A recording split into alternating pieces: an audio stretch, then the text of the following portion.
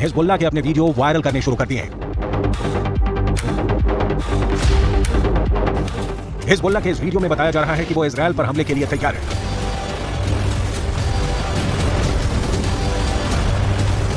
इस वीडियो में हिजबुल्लाह का मैसेज साफ है कि उसका अटैक ऐसा होगा जो इजराइल रोक नहीं पाएगा।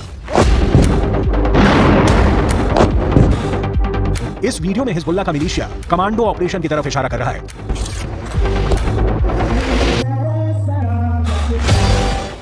इस वीडियो में हिजबुल्लाह बता रहा है कि उसके कमांडो मोटरसाइकिल पर आएंगे और इजराइल की सेना भागती हुई नजर आएगी।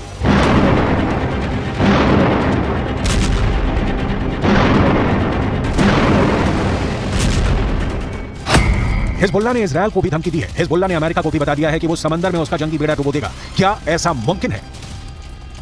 हिजबुल्लाह की इस चेतावनी को इजराइल में बहुत गंभीरता से लिया जा रहा है। हिजबुल्लाह कैसे युद्ध लड़ता है ये इजराइल पहले भी देख चुका है। इस बार गाजा को बचाने के लिए हिजबुल्लाह इजराइल से लड़ना चाहता है और इस बात को लेकर इजराइल से ज्यादा अमेरिका बेचैन हो गया है। ये दोनों देश हिजबुल्लाह को आतंकवादी गुट मानते हैं, जबकि रूस, चीन, कतर, ईरान और भारत भी हिजबुल्लाह को आतंकी संगठन नहीं मानते। संयुक्त राष्ट्र भी हिजबुल्लाह को सिर्फ एक मिलिशिया मानता है, लेकिन हिजबुल्लाह की नई धमकियों के बाद कई सवाल उठे हैं।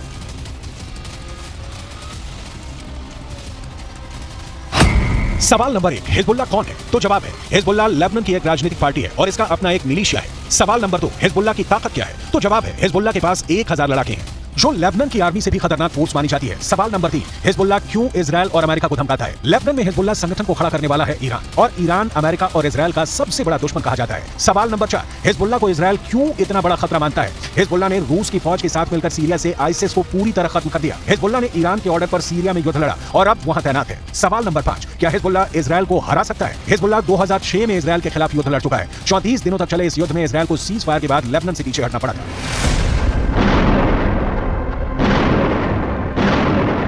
अब 7 अक्टूबर को हमास के अटैक के बाद गाजा पर इजराइल के हमलों ने हिजबुल्लाह फोर्स को सुपर एक्टिव कर दिया है। हिजबुल्लाह ने बहुत साफ शब्दों में कह दिया है कि वो इजराइल पर हमला कर देगा और ये वार्निंग देने से पहले इजराइल तक मैसेज पहुंचा दिया कि अगर इजराइल की सेना फिलिस्तीन के गाजा में घुसी तो वो उत्तरी सीमा की तरफ से इजराइल पर चढ़ाई कर देगा। इजराइल और लेबनान के बीच करीब 130 किलोमीटर लंबा बॉर्डर है और यहाँ संयुक्त राष्ट्र की शांति सेना तैनात रही है। इसमें भारत की फौज भी शामिल है। इस वक्त इजराइल को गाजा से ज्यादा इस बॉर्डर की टेंशन है, क्योंकि अगर इजराइल गाजा में घुसा तो हिजबुल्लाह उत्तर की तरफ से इजराइल से हमला बोल देगा।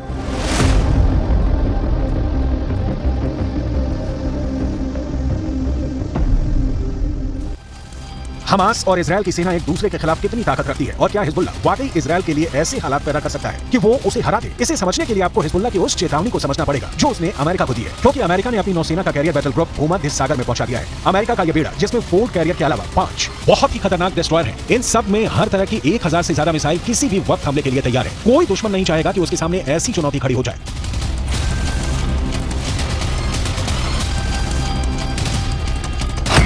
इस वक्त ये कैरियर इजराइल के गाजा में पश्चिम में भूमध्य सागर में तैनात रहेगा और वहीं से ऑपरेशन चलाएगा। उसकी रेंज में लेबनान भी होगा, सीरिया भी होगा, तुर्की भी होगा और मिस्र के आसपास का इलाका भी होगा। यहीं से ये इजराइल के एयर स्पेस को सुरक्षित रखेगा और हमला भी कर सकता है। ये सब ऑपरेशन अमेरिका के फोर्ड क्लास के कैरियर और उसके बेड़े में मौजूद बड़े बड़े डिस्ट्रॉयर पूरा कर सकते हैं। ऐसा अमेरिका पहले इराक में कर चुका है, उसने अफगानिस्तान में करके दिखाया है और ईरान को भी वो लगातार धमकी देता रहा है। इजराइल के लिए भी जेराल्ड फोर्ड कैरियर को भेजना एक बड़ा युद्ध छेड़ सकता है।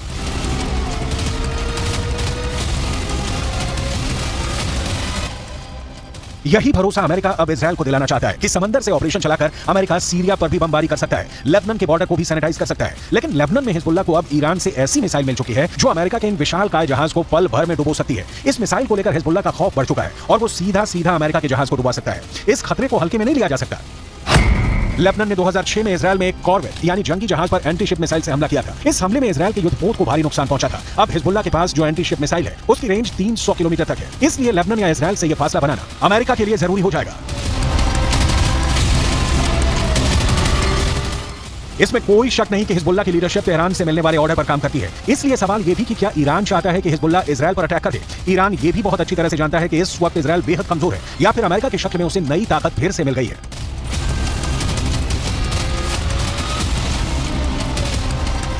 این قضیه توده مهر به این طرف رژیم غاصب صهیونیستی هم از لحاظ نظامی هم از لحاظ اطلاعاتی یک شکست غیر قابل ترمیم خورده.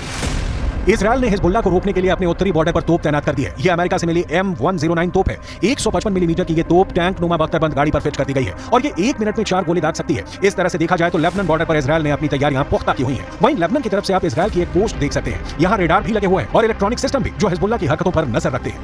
इन इलाकों में 7 अक्टूबर के बाद से तनाव फैला हुआ है। लेबनान की आर्मी भी नजर रखे हुए है। यहाँ रहने वाले लोग भी जानते हैं कि हिजबुल्लाह किसी भी वक्त ऑपरेशन शुरू कर सकता है। جايين لنساند اخواننا الفلسطينيه بمناسبه العمليه اللي عملوها، عمليه من 73 بعتقد انه ما صار مثلها وما في خسائر بهيدي الكميه اللي صارت، ولحد هلا الشباب الله يقويهم بعدهم صامدين وبعدهم بيقاتلوا بالمستوطنات، والله يقويهم ان شاء الله نحن اي شيء بجانبهم।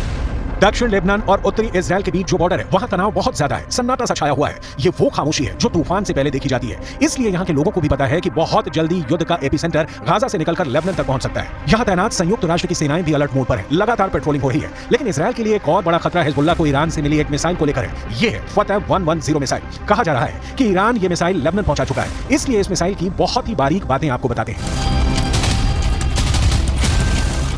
ईरान की ये मिसाइल 300 किलोमीटर तक हमला कर सकती है और ये अपने टारगेट के 3 मीटर के दायरे में गिरती है। एक बैलिस्टिक मिसाइल का इतना सटीक होना बहुत बड़ी बात है और यही बात इजराइल के लिए खतरा है।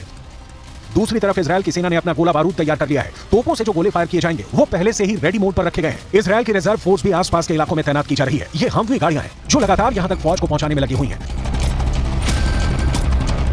2006 के बाद इस बॉर्डर पर इससे ज्यादा तनाव नहीं देखा गया है और अब हिजबुल्लाह की वार्निंग के बाद सबकी नजर ईरान पर भी है और उसके एक दोस्त सीरिया पर भी है। इजराइल ने गोलान की पहाड़ियों पर भी टैंक पहुंचा दिए हैं। ये जगह सीरिया का हिस्सा थी, लेकिन 1967 में युद्ध के बाद इजराइल ने सीरिया के इस हिस्से को अपने में मिला लिया और तभी से ये इलाका इजराइल के कंट्रोल में है। देखा जाए तो इस वक्त पूरे पश्चिम एशिया में युद्ध की चिंगारी पहुंच चुकी है। इजराइल से लेकर गाजा और गाजा से निकली आग अब लेबनान पहुंच चुकी है। चिंगारी सीरिया और ईरान में भी नजर आ रही है।